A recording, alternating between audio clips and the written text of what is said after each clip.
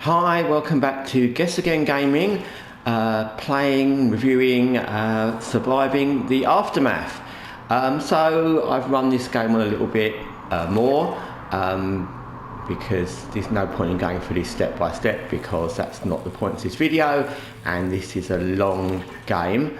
But anyway, so what's happened is one of our specialists, there she is, Kate, she's finished doing her research, and I could have done one of three things. I could have sent her back to the colony.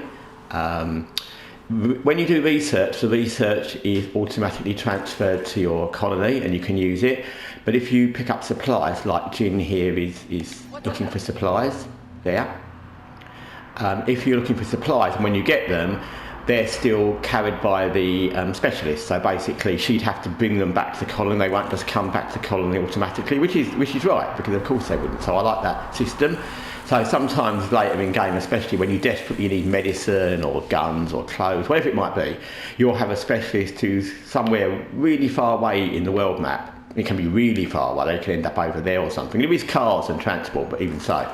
And they've got loads of stuff you desperately need. Winter's coming, but they've still got to bring it back to the colony, which is a bit stressful, but it's a nice touch. I think it would be silly if you just got the specialist stuff that they picked up in places and it just automatically transferred, because it wouldn't. How would it?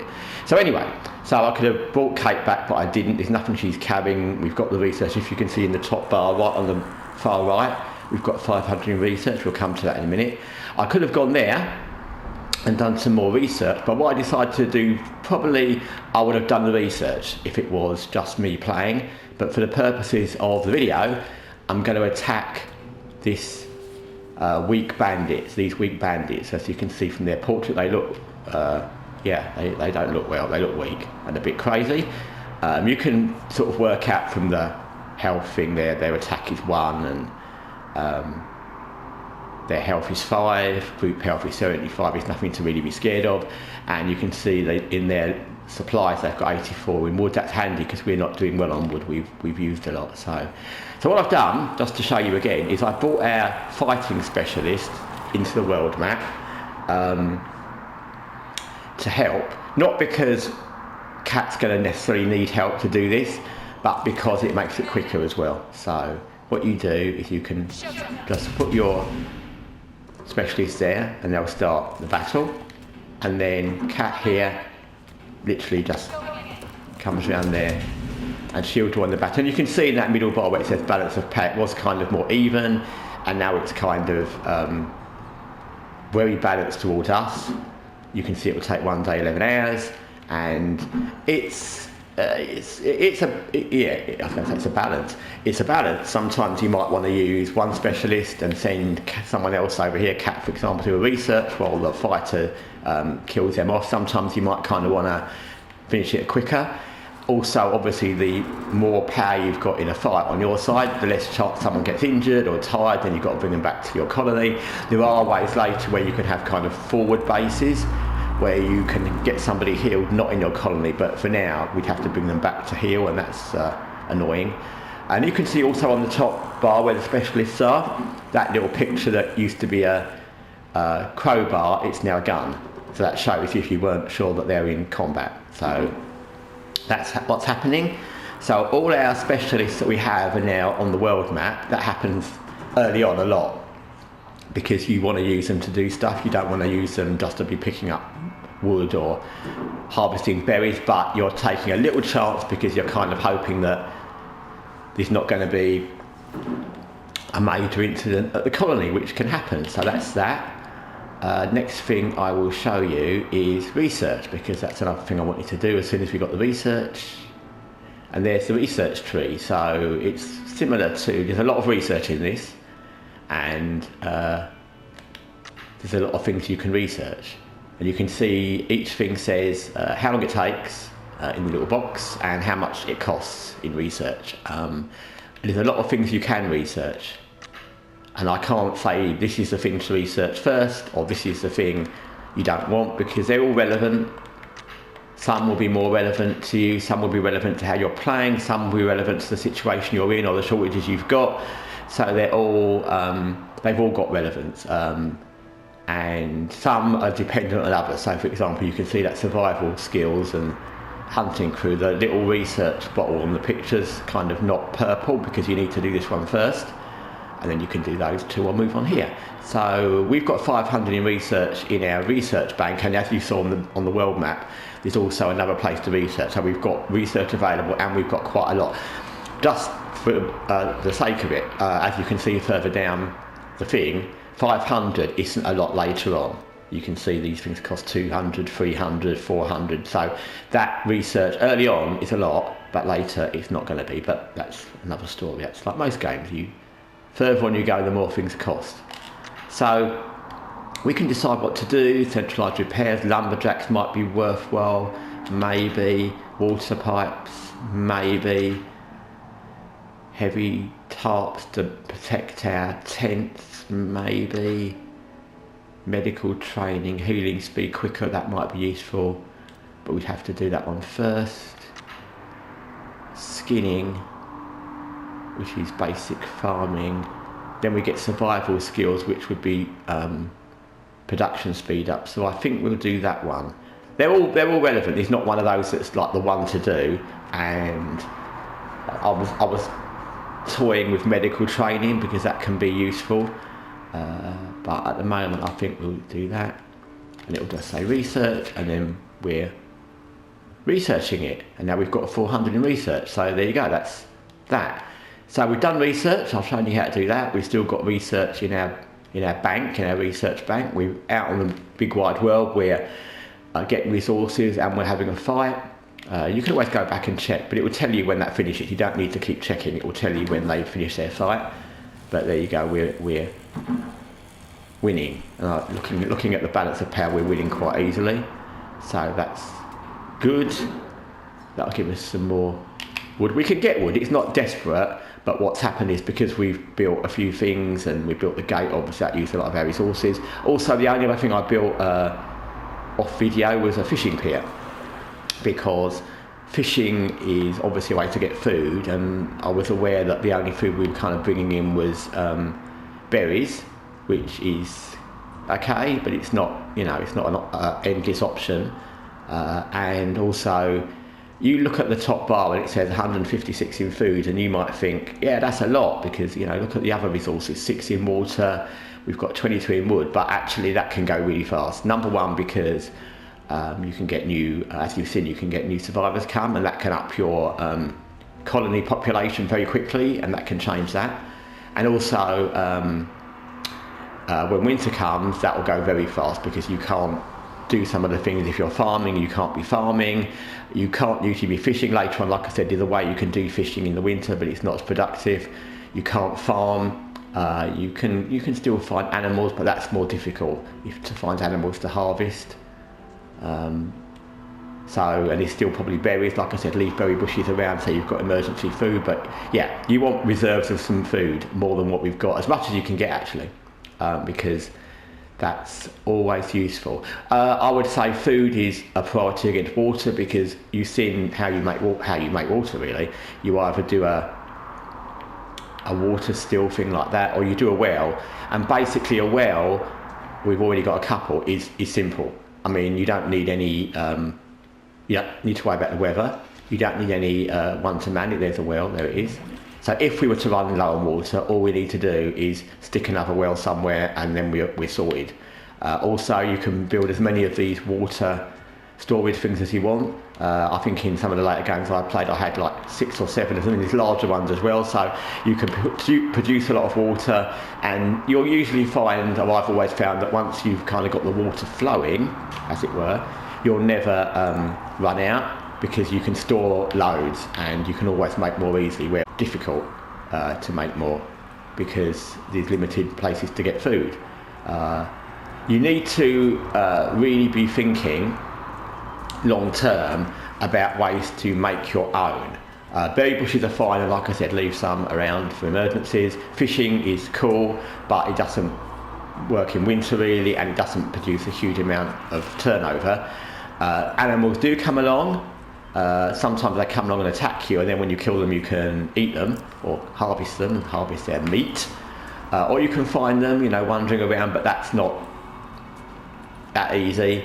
So what you kind of want to gear towards is things like farming, and then maybe ranching later on, and having cattle, especially farming, because it's simpler than ranching, because ranching you've got to worry about looking after animals, you've got to worry about the weather, you've got to worry about keeping the animals fed, you've got to worry about heating, winter, whereas farming is kind of you get a field, plant some stuff, and then, you know, you harvest it before the winter. So first option is to kind of get farming going when you can, because then you've always got your own income of food and other things, because some of the things you can farm have other uses.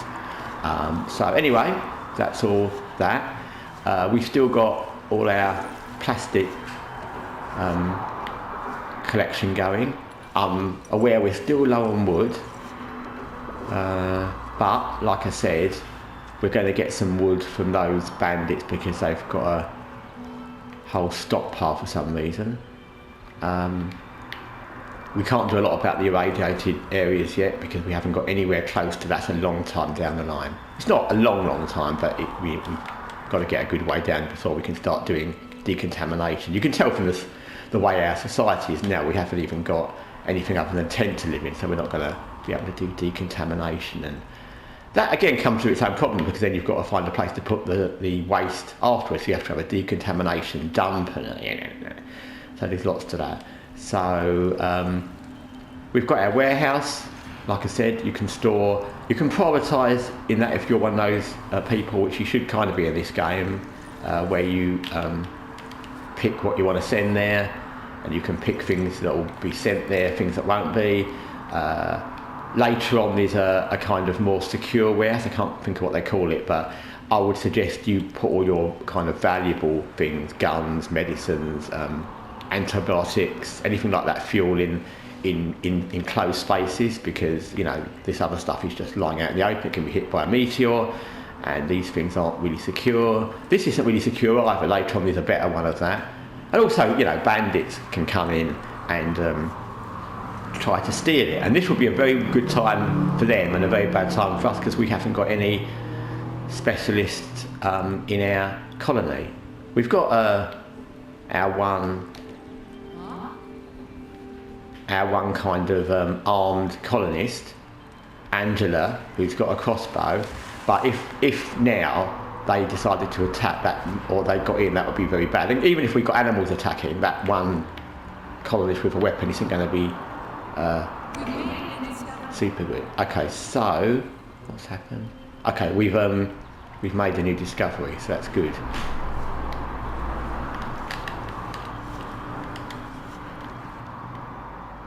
So we've unlocked skinning. It is what it is. It means we can, well, obviously we can tan and skin animals, which is what it is. We can make fibre from that later on. But that gives us the option to do this, which I think is slightly more important at the moment, because production speed going up 25% is quite a lot. So we kind of plan to do that already. So we will do that. And those, as you can see, I'll go back to that. That particular research tree, of which is many, but that one links to farming and ice fishing, which is that thing where you can fish during winter. These other things are just kind of extras. You get one more fish, but these are the basic ones. These other things where you get, there's quite a lot of these, where you get one more fish, or you can have one, there's another one there, one more work slot, things like that. They're things to do when you don't desperately need any other research, or when you've got tons of research to spare, because obviously an extra worker is good, an extra fish will be good, but it's better to research a whole new technology from whichever tech tree you're working from. So that's that. So okay, we're research is going along good. Let's see what's happening here. You can, which I will do, just for this video purpose. You can, well, I do it when I play myself. You can speed up. You can see in the bottom left. You can use speed buttons. You can. They're all running around like maniacs now. You can speed this up a lot. just to get them to move quicker. Sometimes you get these parts and I go, I like that about this game that you can speed it up. To be honest, I don't do it often because if you're playing it, and you're trying to immerse yourself in the situation, it kind of breaks, for me, the immersion of a game. However long and almost tedious some of the resource gathering things are and the building up, it breaks the immersion if you just keep pressing fast forward or super fast forward and everyone's running around doing it quickly, because you don't really feel like you're doing it. It's just like doing it for the sake of it. So I don't do that often, but for the sake of this video, I'm just going to do that so we move on a little bit, because a lone bandit has struck. Okay, let's just see what's happening here. That's not very good.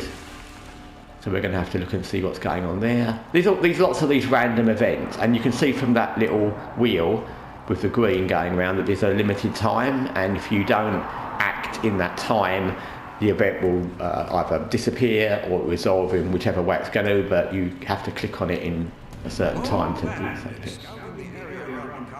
Saw his opportunity to grab one of the cops. Scavenging a good distance from Common Center.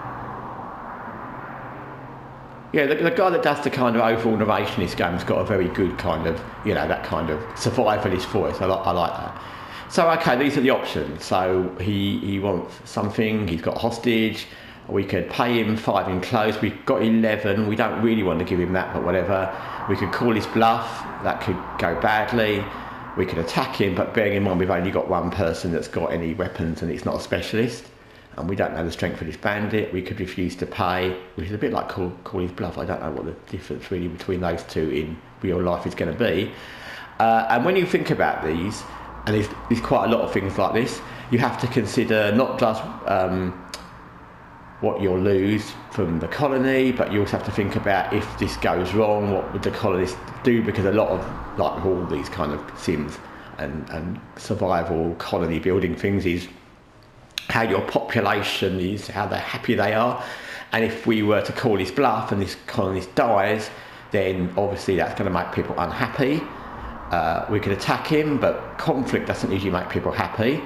Refuse to pay, that's similar to call his bluff, because then we're going to be saying we're not paying, which is like calling his bluff, and then he might shoot, or he might decide to run away, but it's very hard to know. And at this stage of the game, with no specialist there, not knowing how strong he is, and the fact that we don't really want any issues, we'll just give him the close. I don't want to, but you can see there, so it was a high stakes negotiation. The bandit grabs the payment, he backs off, he's almost back in the woods, and at the last moment he shoves the colonist back and runs off, disappearing beyond the tree line. So it worked out good, because there was no really good outcome unless he backed off without getting anything and we called his bluff and he ran away. Anything else was going to cause problems. So we lost 5 in close. That's not fantastic, but it's not winter yet, so it's not the end of the world. But you can see there we got 20 in happiness from our colony, because they're glad that no one got hurt, there was no trouble.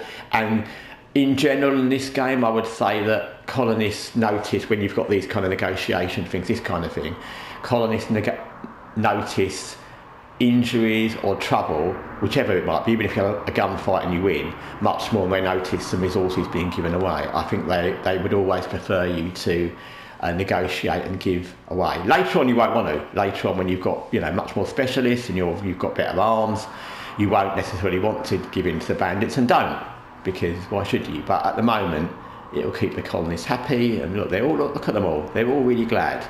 Later on in the winter, when you're freezing and you've got no coat, you won't be as glad, but yeah, that's how their thinking goes. So okay, they're happy with that, and we've made another new discovery.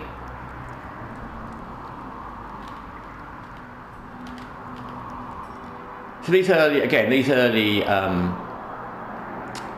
research things, they're quite fast. And again, the longer you go on, you can go down here, they take days or much more hours. So enjoy it while it lasts. So those two aren't wildly interesting. I mean, they're things I'd want to do, and they're relevant, but they're not things I want to rush to do. Water pipes would be nice, but it's not essential. That one is useful. because we get more people into our shelters, then we can make them stronger, we can educate people. What else is there? Medical training, nurses. Okay, I'm going to go with nurses because you never know. We've got one medical tent with one healer, and you never know what can happen. There could be an outbreak of something, and you never know. You literally never know when that can happen. It can happen randomly. It can happen because there's an asteroid or an event where you get some contamination. So we never know when that might happen, and it can happen anytime. So having that sort of already there where you heal people quicker, which means they go through the medical process quicker, which means you've got a free spot quicker for someone new, and having an extra nurse or healer, I think that's going to be useful.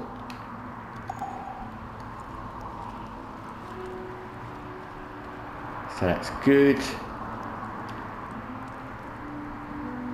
And there they go running around again. And you can see even on very fast, I mean you can see from, I don't know if you can, but it's literally gone through since I started doing speeding up and on very fast, it's mainly gone through half a day. It's not still going to make it crazy quick, but I don't really like doing that. Okay, so let's just see what's going on here, because that's got that picture of a tree with okay, it hasn't got a work area. You have to always be on these things because what will happen is you won't notice and you won't be making any more wood, and that can be bad. So we could move that lumberyard physically, knock it down and move it down the road, but that's a bit of a hassle and we don't really want to bother. We don't really want to be using those trees because there's some pollution there. We probably would end up doing it, and it's an animal there which we could go and get later when we have a specialist, but basically at the moment we'll just do this, which means we move the work area to here, which means they'll have to walk a little bit, but it's not, so what, they've got to walk from there to there. It's not the end of the world. It's not going to be that bad. Sometimes you have to really think about, the place the recycling place or the lumberyard, whatever is there, and you're like that far away, so you really have to move it. What's happening here? That's fine. That always does that. But yeah, you always have to watch that because it can happen anytime. Nuclear fallout, that sounds lovely. Okay, so nuclear fallout's coming, yay, fantastic. Which is what I said, you never know when you're going to get something needing a medical tent. It means if you've got crops in the field, you need to harvest them. We haven't, so that's fine, but it's a thing to be aware of. Stockpile iodine, which we haven't got any access to at the moment. There might be some out in the wide world, but we haven't got a free specialist to get any, so it is what it is. Build more medical facilities, yes, that's a thing. So when this happens, or anything like this, a contagion, fallout, sickness, whatever, you get sicknesses and diseases that spread as well. What you'll end up needing to do is the following. You'll need to go to your building menu, and like I said, a lot of this game is moving people around. You don't really want a huge surplus of people because then they're just having food and you've got too many people to feed. So it's a balance of how many people you need and how many people you can use. So what happens is when you get something that's going to obviously be a medical issue, and we're researching more, build another medical facility anywhere. It doesn't really matter where. You can knock these things down and you get some of the resources back. So let's just plonk it there. And then once we've built that, what you end up doing is taking someone from somewhere that's less worthwhile, which at the moment, I'm going to do it now actually. Where's there? So we'll take one of the people from our plastic recycler because we've got a lot of plastic. We want to go back to that. It doesn't mean we won't want to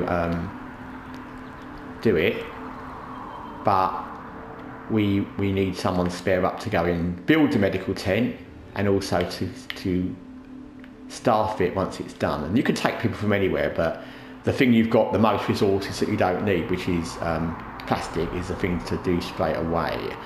So what happened there? We got more research. That's all good.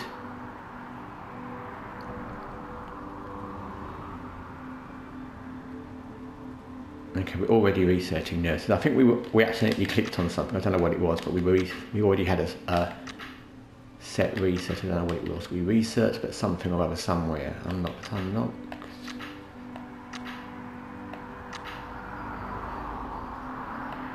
don't know. Anyway.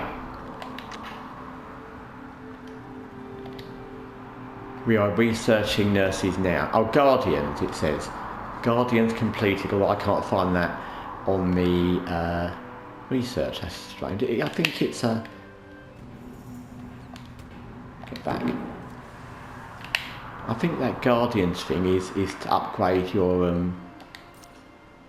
the guys that watch the camp and the scout areas, but I can't find where we did it. Maybe it just does it automatically. I can't remember, actually. Because if you look at the thing, Guardians, no Guardians there, no Guardians there, no Guardians there, no Guardians there. Okay, so maybe it's just a thing, I can't remember. Maybe it's just a thing that you end up having to research at a certain point, whatever happens, because you need upgraded guards. So, okay, that's all good, that's fine. So, yeah. We're going to move on quickly. There you go, the medical tent is being built. We're researching nurses, so that was a good call. We might have to build an extra medical tent. I've had to build more than one in the past. Okay, so that's good. Let's go back there.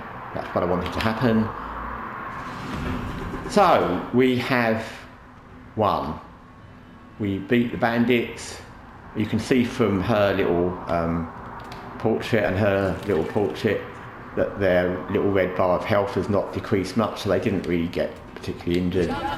You have to click on the battle area to actually confirm you've finished it and sort of take ownership of it. So we confirm we did it. We only got 9 in wood. I thought there was more wood there. Oh well, there's a joke about wood somewhere there. But anyway, it is what it is. And then that's what it is. So we've done that. There's no more bandits, no reason to keep our fighter there. So we'll bring her back home. And Cat. Oh, I see. Okay, so what it is, I forgot. Okay, when you defeat bandits, number one, what will happen is you'll get some resources directly from them. It could be guns, it could be anything, medical, supplies, wood. So that was right, there was wood that the bandits were carrying. While they were carrying 9 planks of wood, I have no idea. And also the place that we liberated has wood.